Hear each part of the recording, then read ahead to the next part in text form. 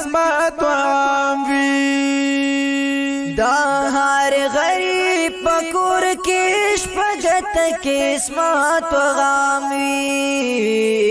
بے حدا برکتنا را روان وی پروج کے بے حدا برکتنا را روان وی پروج کے خوشحال تمامی مسلمانان وی پروج کی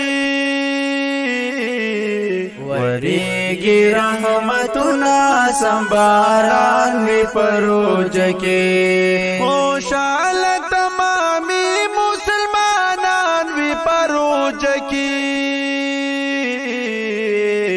وریگی رحمتنا سنباران وی پروج کے